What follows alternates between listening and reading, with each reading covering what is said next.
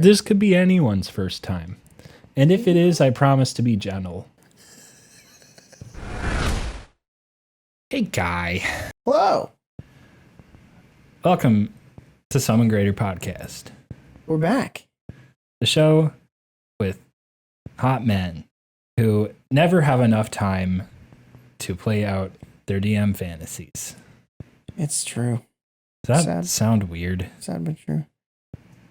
Well, I mean, anytime you put the word play out and fantasy in a sentence, it could be misconstrued as weird, but...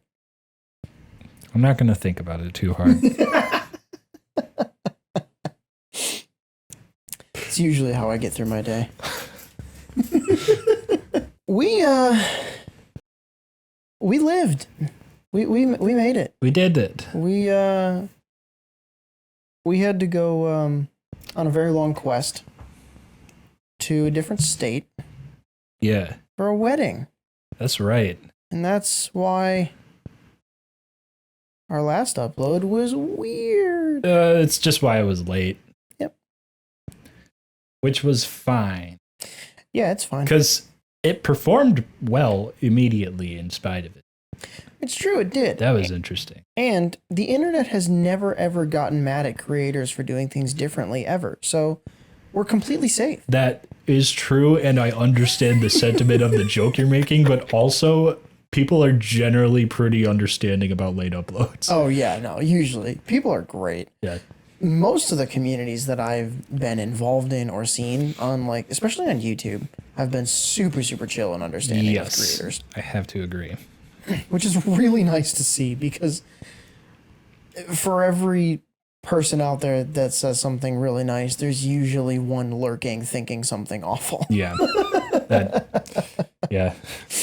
But hey, the more vocal you can be with your support, the better the community feels and the better time everyone has. You know. So please be nice to us. People are nice. Heck yeah. Generally in this space. Unless we like say some shit authoritatively about the race and class of Jack Black.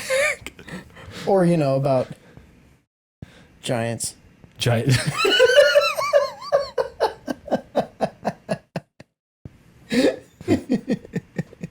Oh man, we got our facts thoroughly checked for a couple. Yeah, but only by some of the people who were upset. Yeah, I mean it's funny to me. Like, it's not one of the things that I'm gonna take personally, because some people have strong opinions, and that's what, at the end of the day, that's what this game is about. It's also not a podcast if you can't spread a little misinformation about science. Oh yeah, exactly. I mean, Joe Rogan does it. I mean, if the best of the best can do it. Right. Yeah. But no, I mean, differing opinions fit in perfectly in D&D. And the nice thing about it is that if you disagree with how one group of people plays the game, you can find a different group or you can make your own. Like, D&D is such a flexible system to fit to whatever you want it to be. I like how half of that is like, if you disagree, go find someone else. Get out of here. I don't care. Fuck off. If you don't like it, what are you listening to me for? Oh my god. It's so true, though. Yo, so a really stupid thought popped into my head while we were in Washington. I mean, and I was thinking about it. Well, I'm sorry. This is so. Fuck. This is something I was thinking about like the entire time and have been waiting to pause it to you. And that is what Tacoma, Washington, the town in which we were staying, would be as a D&D build, as race and class. The city of Tacoma. Yes. As a race and class. This is so fun. Oh, this is so fun. Druid. Yeah. Almost. Yep, you got it. Yeah, Tacoma's druid. Which people who live in and around Tacoma, I don't care if you disagree with me. Well, I feel like they might not. I mean, that's fair. I would hope they wouldn't disagree too much. But, like, we're from the Midwest. We have cornfields and gravel driveways. Yeah. Compared to us, Tacoma is like the rainforest. Basically, it isn't far from one. That's actually very, yeah. I mean, in the winter especially, they get tons of rain, but like summer gets dry. But yeah, man, druid for sure. Race is a little. I want to think of something clever and fun, but what's popping into my head is hipster half elf. That is, you got it. You literally got what I have written down for both race and class. Seriously? Yeah. Oh my gosh, Yeah, that's half elf amazing. druid. Specifically with the really baggy like felt khaki pants and a Patagonia long sleeve t-shirt. Okay, that is pretty good. Yeah, in the fall especially, I think it would start looking that way. And the beanie. Can't forget the beanie. Or swap it out for a cardigan. Yeah. And I think you're really onto it. Yeah. Cardigan and skinny jeans. Yeah. Totally. I think it would be really, really fun to, I don't know how this would work. It just popped into my head. Reskin Circle of Spores druid to be something coffee related. Like Circle of Beans. Oh, I like that. Yeah, you could do a lot with that. Circle of Beans. Give it a bunch of like coffee related ability. Okay, this is really something to think about. Right? Like how fun would that be?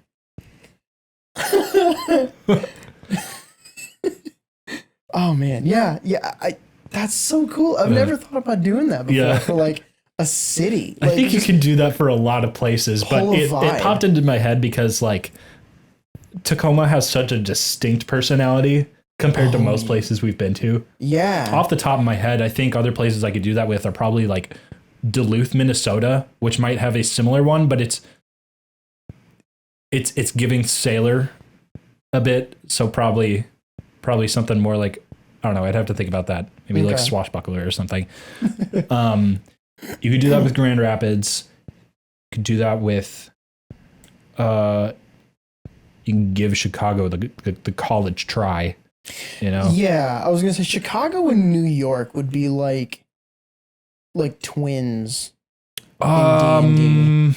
Like not like exact carbon copies. I wouldn't say identical twins, but like they have so much in common, but they hate that they have so much in common, so they like actively try to be different.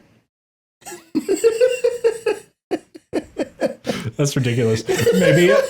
Maybe they're like half siblings and have they have one parent in common, and the other parent is different races. Oh, you know, so like one's a half orc or something. You know, that's kind of fun. Yeah. I like that. I think New York would be the half orc. I think so too. Yeah. Oh man. Now I'm trying to think of what Chicago would be. Yeah. This is giving me more incentive to tour Europe. Oh gosh, I know, dude. Like bunch of different personalities you could glean from just most cities. I want to go to Australia, man. I know it's like scary down there, but I want to go. Yeah. Yeah. Hey, I know that we have a little bit of Australian viewership in our metrics. That's right, we do. So if that's you, you should comment what your city is. You should comment what your city is anyway, but I especially want to hear it if you're from Australia. Yeah. Tell me what the hell Perth is. Oh, yeah, or like Victoria or something. Just give me like the vibe of your city and what you would spec it as in D&D. Yeah, that's right. That'd make me so happy. But Chicago, I think Air Genasi. Okay, why? Windy City. Okay. Is it anything else? I mean, not particularly, but it's hard to look at Chicago and see much that's fundamentally different from New York enough to give a different vibe for a race. Okay. Yeah. In my opinion. That's fair. That's fair. You got to get a little creative with it. This is something we're going to have to start adding into the rotation, I think. Oh, yeah. The New York one isn't that difficult, for me at least, which is weird because I've never even been there. But I've seen so much media, and I've known people from New York who have corroborated enough media to be able to say that New York gives me half orc, like cabbie vibe, but they're like definitely a barbarian. Yeah. Yeah, I would probably say, I'm trying to think of what barbarian subclass that would be. Let me pull them up really quick. While you're doing that, I was thinking about Eau Claire, Wisconsin, which is my city of origin. Kind of is, but I've lived there for most of my life, so I call it that. Yeah. In vibes alone, I don't think it is that much different from Tacoma, but it is way less intense of a personality. So I would give it Halfling Druid. Oh, okay. That's what I would go with for that. I can see that. Also, bumping back over to the New York thing, I think it would be Path of the Zealot Barbarian. Really? Okay. Hear me out. Everyone from New York makes it their business to make sure that you know that A, they're from New York, and B, there is no better city in the world. Okay. Yeah. No, I get that.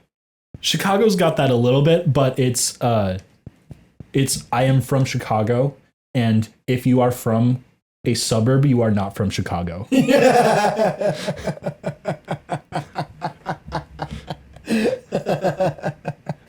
Yeah, see, I could see Chicago being the Barbarian. Like multi-class bard. You know, actually that's perfect because well, you could say this for literally any city, but my first thought was like a ton of music artists have come out of Chicago. Oh yeah, absolutely. And like the theaters and things. I know New York has that too. There's an argument to be made that New York and Chicago are both barbarians, just with different subclasses. I almost do think so, yeah.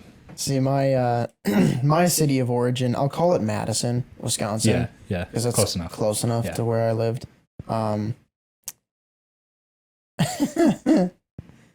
I don't think Madison would be a druid. I think Madison would be a Minotaur fighter. Whoa.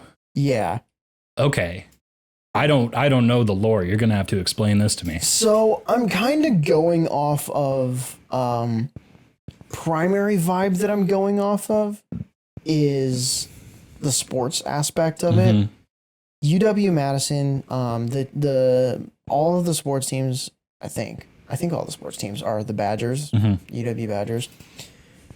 And it is a hell of a personality in those places. Okay. Like it's up there with the Cubs as far as really. Like, I didn't know they get behind their teams that much. Yeah, man. Badgers events in Madison are insanity. Okay. Like there are several, like obviously the college football is the big one, but like even their hockey team, yes, they have a hockey team. Even their hockey team, you have to go 4 or 5 hours early to get a parking space. And people will tailgate in the middle of winter for the Badgers hockey team. Yeah, I bet. I like fighter. I think it would honestly just be a champion fighter. Where the real personality from this character and the city comes from are the feats.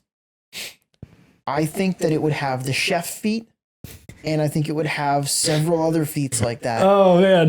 That just like add a little bit of extra to the character and just make him a little more fleshed out. Yeah. Because like, if it came down to a fight, they're gonna fight like a cornered honey badger, and they will try to kill you. But if you're just wandering through the city, they are going to be adamantly proud and show you, yo, we've got this super legit Latino Mexican place, whatever, down the road here. We got this other super legit place over here. And they're so freaking proud of all the random little tidbits about their city. That sounds like a good fit. Yeah. Yeah. Huh. I think you could make a lot of places in Wisconsin dwarf just because of the drinking. Oh man, yeah, dude, Green Bay. Oh my God. Green Bay. Have you been to Green Bay? I haven't, no. I wanted to. It's that. Yeah, it really is that. We were thinking of some other stuff while we were visiting Tacoma for this wedding. Mm-hmm. And that was relationships, marriages in your TTRPG games. Yes, we had this thought because there was a brief moment in time where the groom for the wedding was asking if we could possibly play a D&D session while we were there for the weekend. And we all looked at him and said, boy, you crazy. This is your wedding. Yeah. You ain't gonna have time for a D&D session. Uh-huh. But and then he was bummed. But what can you do? Yeah, and I mean, I think he still had a pretty good weekend, all things Oh, considered. yeah. It was good. Yeah, but yeah, it got us thinking about, you know, romance at the table and things like that. You've got a couple that you're in the middle of currently. I do. As a player at your own tables. Uh-huh. My wife and I's toxic traits is that when we play D&D, we find a way to be in love. Toxic traits, my ass. That's fucking cute. Well, I'm glad you think it's cute. It gets a little nerve-wracking sometimes where we're like, oh god, are they going to be sick of us being a couple in D&D again? Like, of course. But no one is going to ever be sick of that, because if anyone can do that, y'all can. That's good. That's good to hear. What's really amusing, though, is that there is only one that we are currently in the middle of that we actually planned. Mm-hmm. So this is, my wife and I are playing elves. Their names are Fierlin, myself, and her character Phinia. And they are the most gag-worthy married couple in existence. Yeah. They've been married for 450 years, and they've been traveling the world and doing whatever they want all the way through. And yes, that is the accent. They're very posh, British, whatever. But their entire story is that the beginning of their story is very Bridgerton, for those of you who are into that. Fierlin, my character, stole her away from an arranged marriage and saved her and all this other stuff. And so then when they got married, I can say this officially now because we have officially learned this in the campaign. When they got married, their wedding vows actually turned out to be a pact. Right. Mm-hmm. Okay. Because Fierlin is the son of not just an archfey, which we mentioned in a previous episode, and the DM herself, Bailey, commented and said, just you wait. Well, I waited, and now we found out. He's the son of Oberon, the king of the archfey. Which was exciting. But yeah, so Fierlin has very, very fey ancestry and accidentally became Phinia's warlock patron, which is so freaking sick. It's really funny, to be honest. It is. And You thought you were getting married? Whoops. I'll do you one better. But it's so cute too because I'm just nerding out about my character. I'm so sorry. Phinia canonically did not have very good handwriting. And Fierlin has great handwriting because he was an author. Mm-hmm. So she is a multi-class warlock and blade singer wizard. Okay. Which is just such a badass multi-class. Mm-hmm. But Fierlin is the one who writes her spell book for her. Because he has really nice handwriting. Uh-huh. And so they always just thought like, oh, it's cute. Like, yeah, my husband writes my spell book for me. Yeah. Isn't that awesome? He's her patron. It all comes around. Uh-huh. So the story is just, oh, I get goosebumps just thinking. Yeah. About it. It's so good. I mean, you guys have put a ton of work into these characters. Yeah. Yeah. But yeah, circling around to where we are with them right now in the story, they've spent 450 some odd years married, and they are just now learning how to like really deeply communicate with each other, which is fascinating because they've spent so many years wandering the continents and just doing whatever the fuck they want. And now all of a sudden they're realizing, I don't know how to have healthy conflict with my wife, with my husband, whatever. So we are just now starting to get out of a really, really rough argument that they had, where they basically, it was like a knockdown, drag out fight. And the other two players, the other two characters in the party were both just like, we're not getting involved. We don't know what to do to help y'all. Handle your shit, and we'll come back in the morning and talk about this. My favorite stories that you come to me after these sessions with are the ones where you two have had a moment of unhealthy communication in character, and then you finish the session, and you and your wife in person are like, just like, love you. We will. And you're like totally back to normal, and the other two players are like, it's like we will be like at blows, like pounding tables and shouting at each other and pointing and screaming, and then Bailey the DM will be like, yeah, so then you all wake up in the morning, and like as she's narrating what's going on, Sophia and I are like, love you, you're doing so good, this is so much fun. yeah.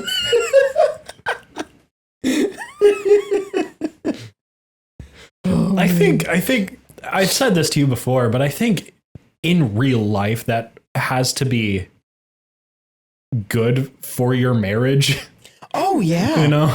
It's phenomenal. Yeah. Like, practice fighting with your spouse. I don't know how else to say that. It's really funny when you say it like that. Yeah, it is. But it's like, it is, for one, it's so much fun because you usually wind up doing it in such a way that you can't quite take it seriously. Yeah. So it becomes funny. But also just in the times when she and I do have like an actual disagreement in our marriage and we're trying to like work through it, we have fought before and we've yelled at each other. We know what that looks like. There's no fear of like, what are they going to be like when they're really angry, right, kind of a thing. Because like we kind of laid that out and said, this is what it's going to be. I mean, on a very serious note, it actually has been really cathartic for both of us. Yeah, like, I should think. We've both been in relationships before where the other person was very angry or didn't know how to express anger or like just had complications with communication in that way. So it's been really, really cool. Yeah, that's so sick.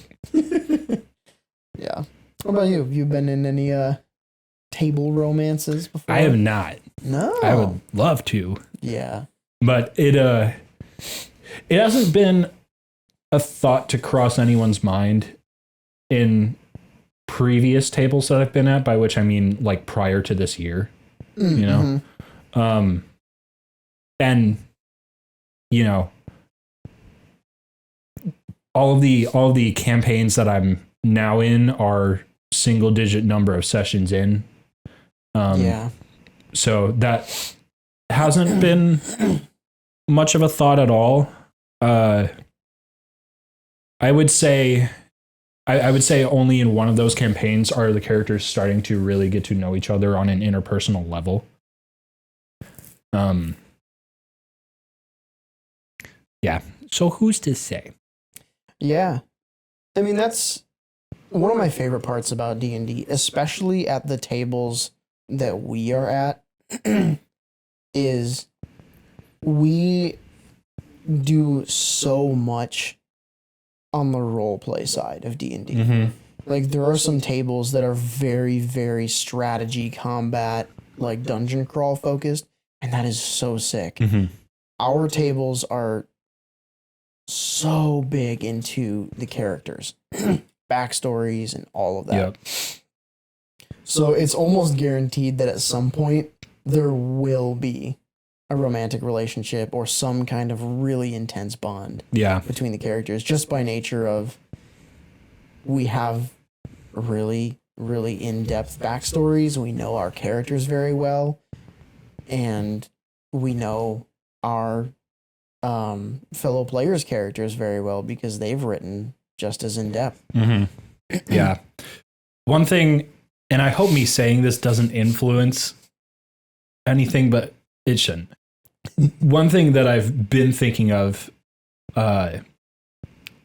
is we talked about a character that you had very briefly in one of our campaigns that died a couple sessions ago. Which I'm still getting flack for. Not from the internet. It's not from my fellow players. Yes, rightfully so. It's not going to stop.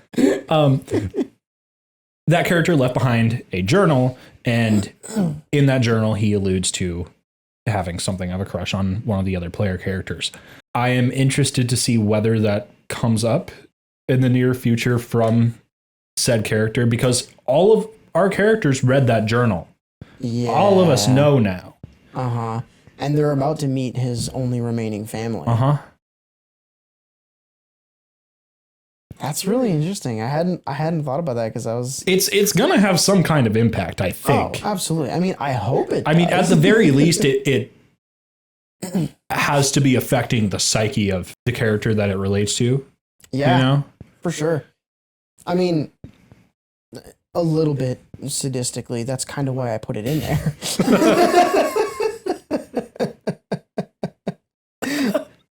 I enjoy nothing if not stirring the pot. She's gonna love that.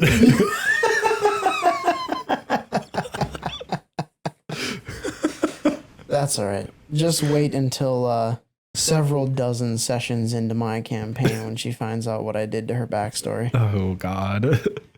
Don't worry. Do you want that cut? Don't worry. No. No, you want her to worry. Yeah. Okay. There's nothing to worry about. You're a bad man. I know. I am awful. And who knows? Maybe I'm lying. Maybe everything is as it seems. Well, you're not.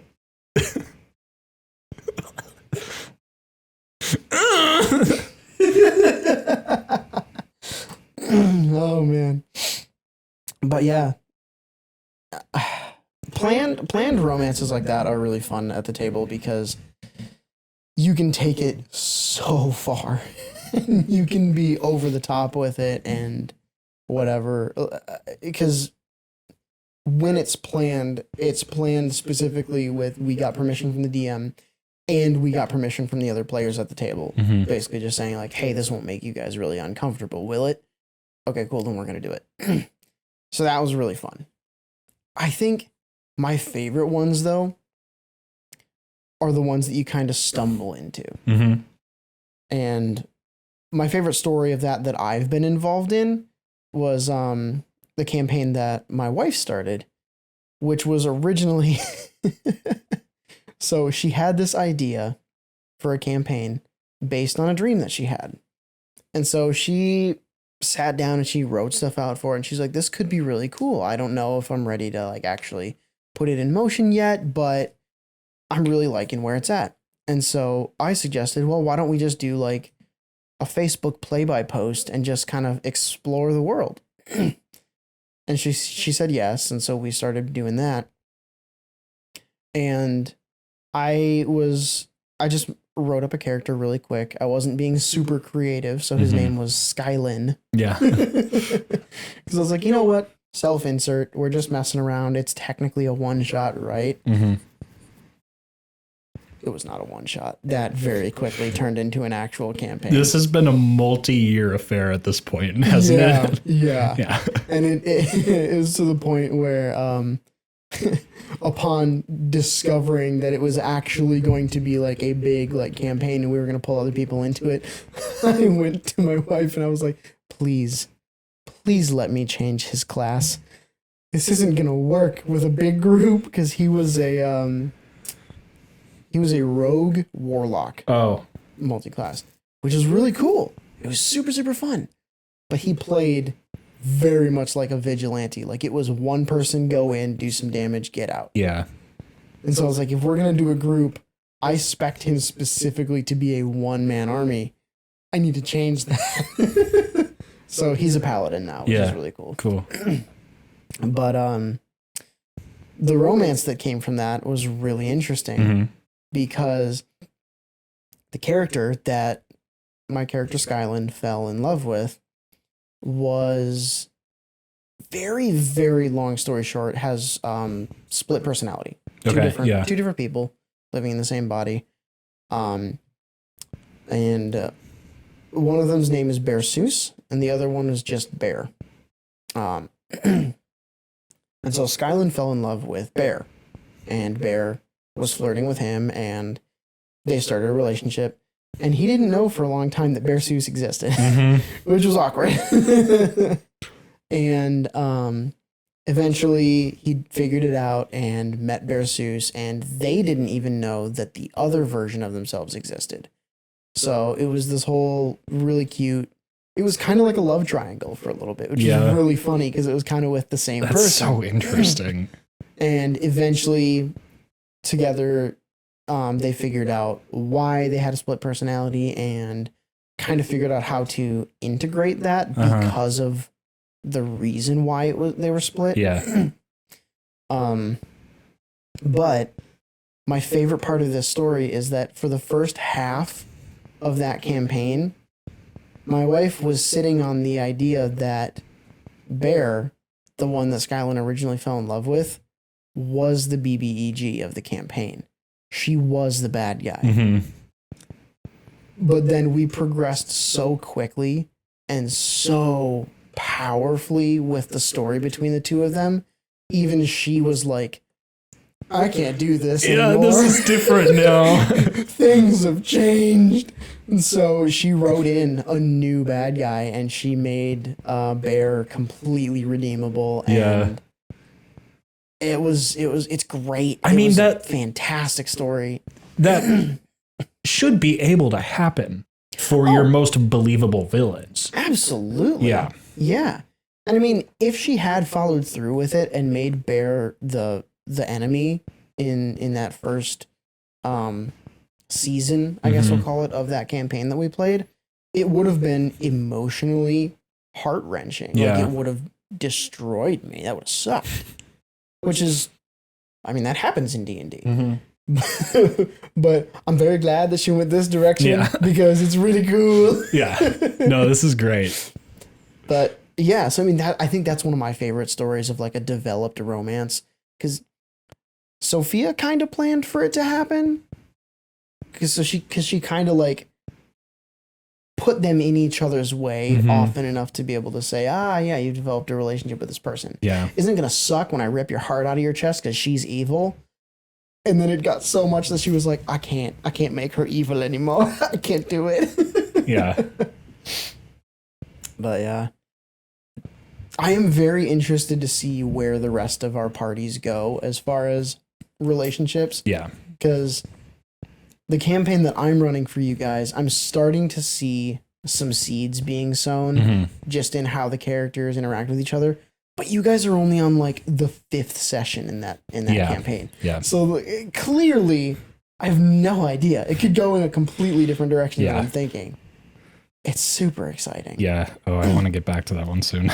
I know I've got so much writing to do, but I want to do it so bad. But yeah, aside from like actual romances, just relationships between characters in general is super, super fun in D&D. Yeah. Yeah. I love doing interpersonal conflict. I love role playing it. Like we talked about it a little bit earlier with Furlan and Finia. But in any context, like marriage or otherwise, like yell at your homies a little bit. Make them sweat. Yeah. Yeah. It's something I wish I had been a little more open to up to this point, but like only recently did like a character finally start like really clicking with me in a way that I felt like I know exactly how to embody this. Yeah. But for me, that's kind of been, I don't know. It's kind of been like a trigger in getting me thinking about how to do the same with my other characters. You know? Yeah. I mean, it's a big part of every D&D player's journey. Like the evolution from I built this character, they go do the thing, they go hit hard, they do this, they roll for this. And then eventually the players find themselves in a session where instead of saying they do XYZ, they say I do XYZ thing. And that's one of my favorite things to realize along with them is like, you're getting it. You finally like, you accepted that this character that you made is a part of yourself. Yeah. Which is, I genuinely believe every character that you make in D&D has a part of yourself in it. Yeah. No matter how absurd you try to make it, like Bimblebub, the sentient mage hand carrying a loaf of bread kind of a thing. Yeah. Like, because I've seen people do random crap like that. Yeah, totally. No matter what, in role playing the character, you cannot get away from yourself, the player. It's inevitable. Not entirely anyway. Yeah. Like, yeah, you can make it like, something. You can make it fucking Gollum, right? Yeah. But you're still gonna play it in a way that like a part of you would act, even if it's not like the part of you that makes decisions necessarily. Right. Yeah. So that's been really that's one of my favorite things to see in D&D. Yeah. What have been some of your favorite, let's say, non-romantic relationships that have come about in campaigns? So I think I've mentioned in a couple episodes now my Vidalcan Twilight Cleric. Yeah. And his name was Torville. Him and his buddy June. Yeah, you talked about them in an earlier episode. Yeah. So June just like, I mean, these two people just kind of showed up in each other's lives because, meet in the tavern, right? Yeah. But Torville ended up being a de facto mentor for June. And he wasn't really about it starting out, he's just like, there you go. I guess I need to make some fucking money or whatever, just on a quest with a random band of adventurers, as you do. And then June started like, prying a little bit and asking questions. And then, at a certain point, Torville was like, I have a thing or two I could teach this guy, I think. And then he did. And they're just coincidentally through roles, but like, that's how a good story is made often in these campaigns. June in early sessions was like, missing shots and just generally rolling kind of terribly. And then as things started to progress, just the players started rolling better. And I'm like, this is perfect. The dice tell the story. Yeah. It's just, in the immortal words of Brennan Lee Mulligan, sometimes it's just poetry. And there was a moment, a very distinct moment, after the party had been kind of watching Torville just like single-handedly in some instances just tear through battles. June got his moment and walked into just a room full of skeletons, 6 of them, and hit a max damage thunder wave. Ooh. Just one of the most satisfying rolls I've ever seen at a table, but also just an extremely satisfying moment for that character. Yeah. And Torville just like stood back and watched, like, okay. That's my boy. Yeah. That's so awesome. Yeah, and Jude just walks out of this room like in a huff, and Torville's like, yeah. Golf claps. You got it. All around. That's so and that fun. was the vibe like between the two of them going into like this fight with a young black dragon. And so it created just this foundation of trust in teamwork for the party a little bit. And it was never talked about, but I think it was felt in the vibes of those sessions. And it was cool. It's really memorable. Yeah, for sure. I'm really excited to see where, again, I know I said it for the like romantic relationships, but I'm excited to see how things develop with our campaigns that we're in right now. Very specifically, going back to the campaign where I recently killed off a character. I'm really excited to see where your character and Aaron's character go. Yeah.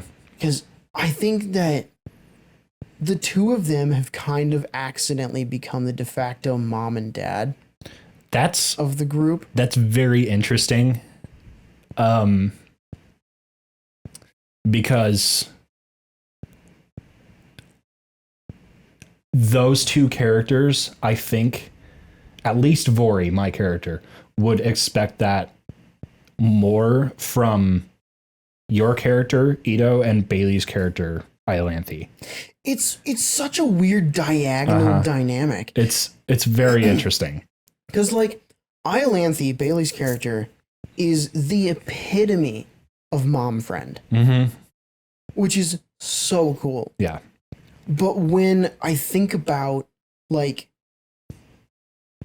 the parents of the group, it's usually Vori and Eleonora back and forth trying to figure out what's the next plan. Like, what's the next play? Where do we go next? And it's really funny because Eleonora just adopted that cat. So she's got this little kitten she's like bottle feeding still because it's still an infant cat. And then you have the little girl, Lufina, that we have to escort. And so it's like, yeah, there's an argument to be made that like Ito has some dad vibes and Iolanthe has some mom vibes. But like, you guys specifically have the most skin in the game, as it were, right now, as far as like leading the group and getting somewhere. Like, you guys have the biggest goal. Yeah. Something I also just thought of that's really been a dynamic with Vori is just he tends to just have a solution at any given moment. And it's got a lot to do with, the whole being bound to a star god thing. Yeah. But like, he doesn't communicate it well. Because he's scared of this part of himself, That's fair. And it's something he's been realizing over really just the last 2 latest sessions, I think, is that like I need to start speaking up a little bit about what I'm able to do and the resources that I have. Because more often than not, to this point, they've ended up benefiting us quite a lot. Yeah. Yeah, for sure. And that's, I think, one of the funniest dynamics that we have in the group. Specifically because I mentioned Vori and Eleonora earlier. Eleonora is the most vocal person in the group and will tell you exactly what she is capable and will probably exaggerate it a little bit because she is very proud of her school that she goes to and her magic and everything. So it's really funny that like somehow the two of you have landed on a very similar vibe for these characters, despite the fact that like Vori is so quiet and like in his own head, and Eleonora is like, "Fuck you, I'm right about everything. Yeah. Shut up." Yeah, totally. Yeah. There's been a little bit of rub happening between those two characters too, and I think it's fantastic. Yeah. Of course.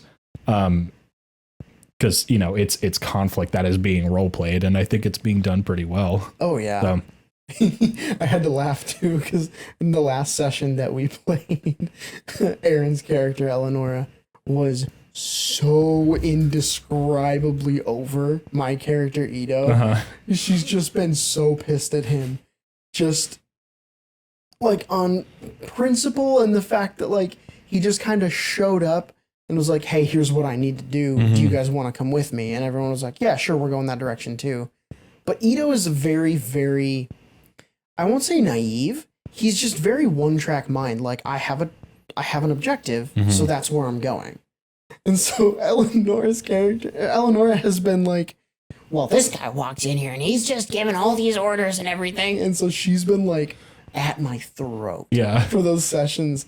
And then at the end of the last one, she turns to me and she goes, "Skyler, just want to let you know that I'm really enjoying this. I love your character. This is so much fun. I'm sorry my character's an asshole." Yeah. Yeah. I think Vori's perspective is just like, I'm glad it's not me for a bit. For real. Oh, man. Like, if I could give the reins to someone else, I would. Yeah, that group dynamic is going to be such a fun one once it really fills out. Yeah. It makes me excited. I like that. I like that campaign a lot. Yes, it is a very good one. Well, we are coming up on about time for the episode, but we did promise everyone in the previous episode that we would carry over a conversation we were having in the last one. We were talking about 1D&D. We sure were. And we did not get time to talk about Counterspell. To set the stage, the development of 1D&D has been going in stages, playtests rather. Just kind of waves of rule set changes that wizards are trying out and, kind of pitching to the community at large to then report back on in a survey, which a lot of people have a lot of animosity towards 1D&D just because it's different and they don't love different.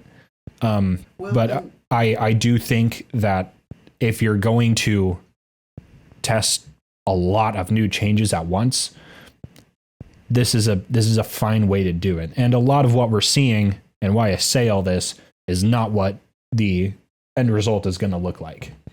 Yeah, and I mean, the fact that there's so much animosity toward 1D, or has been, I should say. I don't know if there still is anymore. They made some really, really drastic changes right at the beginning. And they specifically said, report back, tell us what you think. And then over the next several playtests, they have been tweaking and pulling things back and reverting to previous rules. Yep. And testing things in drastic ways in different directions. I think they've done a really good job of like pulling at the rubber band kind of and seeing where the tension is and what people want to stay the same and what people want to see changed. Yeah. And 7 is a lot of these playtests to do. And frankly, I hope they do a great many more because I want them to make something super solid out of this. Oh, yeah. That being said, these counterspell changes are quite polarizing. Yes. For a lot of people. Yes. Because it works very differently from 5e counterspell. As opposed to how it has been, as we've known it. You attempt to interrupt a creature in the process of casting a spell. The creature must make a Constitution saving throw. On a failed save, the spell dissipates with no effect, and the action, bonus action, or reaction used to cast it is wasted. If that spell was cast with a spell slot, the slot isn't expended. So the differences here, the two key differences are it requires the target to make a saving throw instead of requiring the caster to make an ability check. So that's one. And the other big one that everyone is most up in arms about at the moment is the fact that it doesn't use the spell slot that it's countering. Yeah. The counterspell that we currently have, like you said, the caster of counterspell has to make an ability check using their spellcasting ability. Yep. The DC equals 10 plus the spell's level that you are trying to counter. And then if you succeed on that check, the spell you're trying to counter is countered and has no effect. It's really tough to gauge even how I feel about this. Because, you know, for as much as this sucks for the caster of counterspell, the reason they did this is because it also sucks horribly to be counterspelled. Yes. That is the primary thought process behind this nerf, effectively. And I think I get it.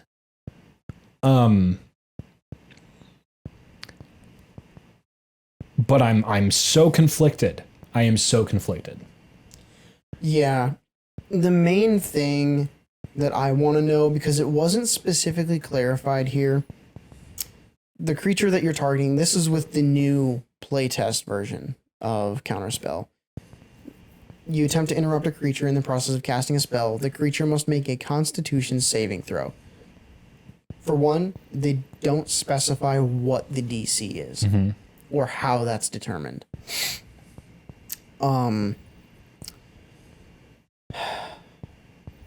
The way I'm looking at this, because I think you're absolutely right, this is a huge quality of life improvement for the people who are being counterspelled.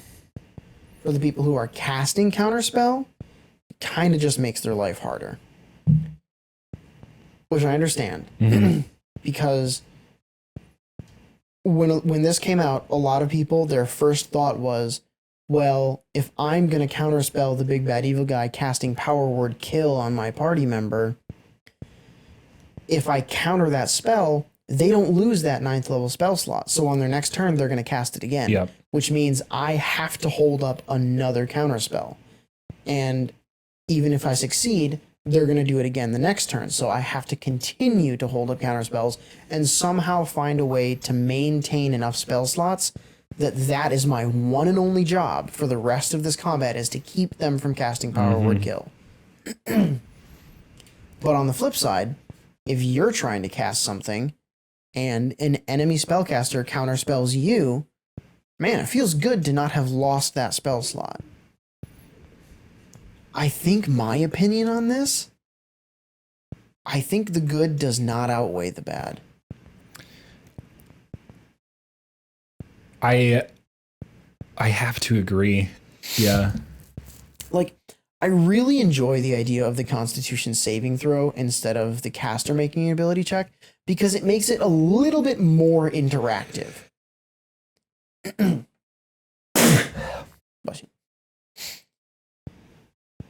you. So because going from the counterspell that we have currently, where it is all one person taking actions. One person casts counterspell, that same person has to make an ability check to see if they can successfully counter it. I love the idea of putting does this get countered or not on the target, not on the caster. Because that way, if you're trying to counterspell a ridiculously powerful wizard and they, by all rights, should be more powerful than you, it makes sense that they have a really good Constitution save and they are able to break through your counterspell, as opposed to like you roll a lucky nat 20 and it's just gone. Right. Mm-hmm. So I love the Constitution saving throw. Yeah. I think that it should also take away the spell slot. Kind of think so. And that's specifically looking at the concept of accidentally getting locked into you have one job and that's counterspell. Mm-hmm. Yeah, it is a very polarizing spell to begin with. To be honest, like counterspell is strong as hell. Yeah. And there are a lot of situations in a lot of campaigns where, you know, some of your final battles become like the identity of the fight becomes centered around, can I counterspell effectively? Oh yeah. I mean, and I don't know if that to begin with is a good or bad thing. I think thematically it can be a really good thing. My reference for this is always going to be Critical Role. Mm-hmm. The final battle of their Vox Machina campaign. For those of you who have not watched it yet, I'm not going to give any spoilers, but there is a crucial tear-jerking counterspell moment. And there's a lot of context behind why it's so emotional, and it's hard to pick up from the episode itself, but for those of you who know, you know. And it all came from a counterspell to keep one person from dying in a very critical moment when their next turn was crucial to ending the battle and stopping the big bad from doing their thing. I think that counterspell can be one of the most roleplay powerful spells in the game. I can see that. Yeah. You know, okay. From that perspective, these changes make it way less interesting. Yep. And really remove that identity from it entirely. Yeah, because that's so the I thing. get where you're coming from. Original counterspell, as we have it now, the whole idea of the spell is stopping someone from doing something. Yeah. Not delaying it, not pushing it back by 6 seconds. Mm-hmm. And I think Wizards got it right in their patch notes, I'll call them, for this playtest. Commenting on counterspell, they said counterspell now requires the target to make a saving throw instead of requiring the caster to make an ability check. The spell's previous design failed to account for the capabilities of the target, which is rectified by the new design. I think that's absolutely fair, and I love that change. I will always fight to have the spell slot used stay used. I think that's the change that everyone kind of disagrees with. The rest of it, I get it. There's actually another mild change to Counterspell that I think was a little overshadowed because of the huge controversy with the spell slot thing. Yeah. The components? The components. Yeah. Exactly. Previously, Counterspell could counter a spell that did not require components of any kind. And now it has to require components. Yeah. That is an extremely niche ruling. Yeah. So my first inclination is that is to ask rather, is this meant to target something like subtle spell? But you wouldn't know that's happening in the first place. Right. My thought process here goes to warlocks. Okay. Because a lot of the warlock eldritch invocations are technically spells. You're right. That you can cast at will. And, it doesn't specifically say that you can cast them at will without components. But that's kind of how I've interpreted it. Isn't that the case? I don't think so. I don't think so either. I'm gonna look that up really quick. Okay.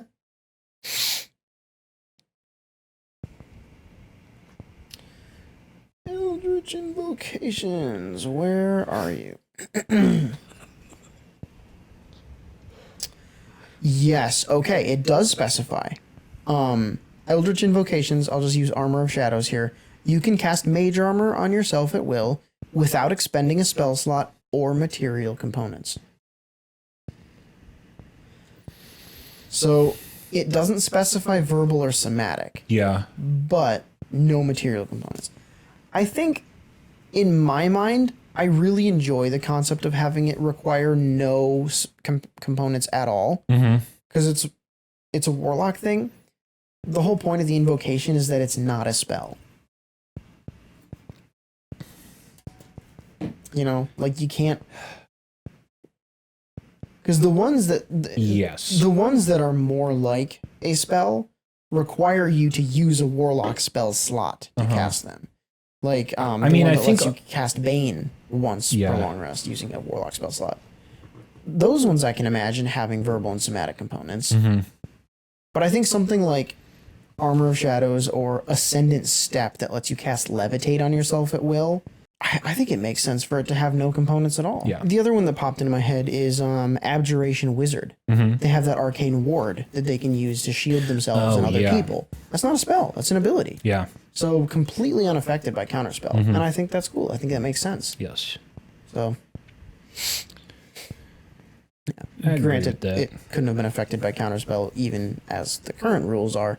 But all that to say, I don't mind the fact that it's limiting Counterspell to something that requires components.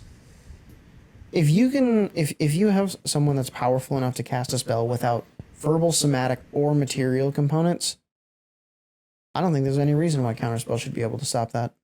Unless something crazy would make them able to do so, but... Right, but again, that's up to the DM and like saying, hey, this normally wouldn't be a thing, but because of how powerful you are, or this magic item that you have, or insert MacGuffin here, you get one chance to counterspell this thing that's happening. Which I think makes that moment even more cinematic. Like the fact that you should not be able to do this. Yeah. And yet. You could make it part of like a sorcerer subclass thing, sorcerer's origin type of deal. Where you spend like 2 sorcerer points to allow yourself to counterspell anything type of deal. Maybe even counterspell like just a magical ability, not even necessarily a spell. That's kind of cool. Yeah. I think that should be like a 4 sorcery point thing, though. I think you're that right. should be. Yeah, that's a crazy thing to do. Yeah. Yeah. That is super fun, though. And I think that's probably a decent time to leave all y'all thinking. That is pretty good for today. Cranking on them brain gears. Thanks for watching. We forgot to introduce ourselves again. Oh, I didn't know we were supposed to be doing that in every episode. Well, we'll do that. I think we should. Yeah, that's Because fair. this could be anyone's first time. And if You it is, know? I promise to be gentle. Thanks for watching.